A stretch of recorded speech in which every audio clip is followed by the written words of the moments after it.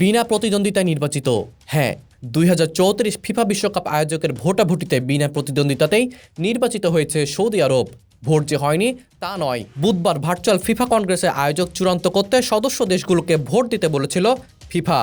সেই ভোটে একটাই প্রার্থী, সৌদি আরব। ফিফার পক্ষ থেকে নামটি বলার পর সদস্যরা শুধু হাততালি দিয়ে সমর্থন জানিয়েছেন।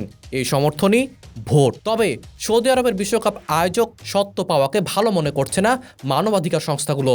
তাৎক্ষণিক প্রতিক্রিয়ায় human rights watch, amnesty international সহ 21টি মানবাধিকার সংস্থার যৌথ বিবৃতিতে বলা হয়, অভিবাসী কর্মী ও দর্শনার্থী সমর্থকদের জন্য সুপরিচিত গুরুতর ঝুঁকি থাকা সত্ত্বেও সৌদি আরবকে টুর্নামেন্ট আয়োজনের সত্ত্ব প্রদান বিষয়ক ফিফার সিদ্ধান্তটি একটি বড় বিপদের মুহূর্ত চিহ্নিত করেছে।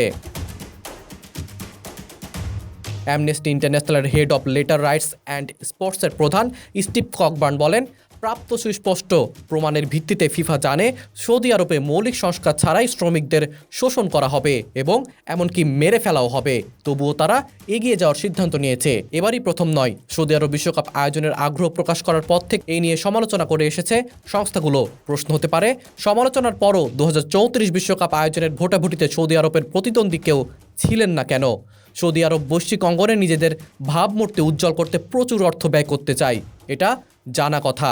কিন্তু শুধু টাকা দিয়ে কি বিশ্বের 200টির বেশি ফিফা সদস্যকে হাত করেছে সৌদি আরব, নাকি বিশ্বকাপ আয়োজনে অন্য কোনো সমীকরণ আছে?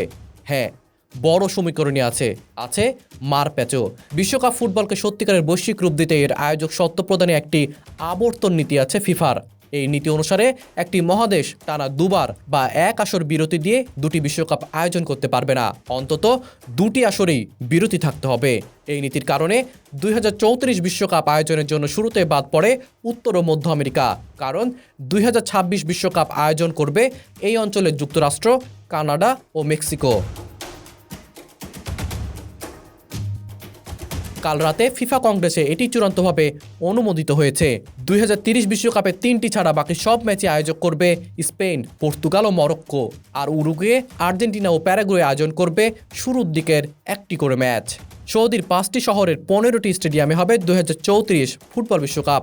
2030 বিশ্বকাপের 6টি আয়োজকের ছকে নির্ধারিত হয়ে যায় 2034 বিশ্বকাপের ভবিষ্যৎ। কারণ ওই 6 দেশের অবস্থান 3টি মহাদেশে, উরুগুয়ে, আর্জেন্টিনা ও প্যারাগুয়ে দক্ষিণ আমেরিকার, স্পেন, পর্তুগাল ইউরোপের আর মরক্কো আফ্রিকার।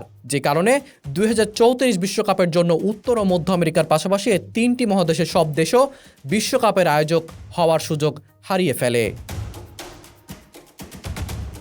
মুন্নুয়ার আঞ্চম রিফাত, বিডি আর্কাইভ।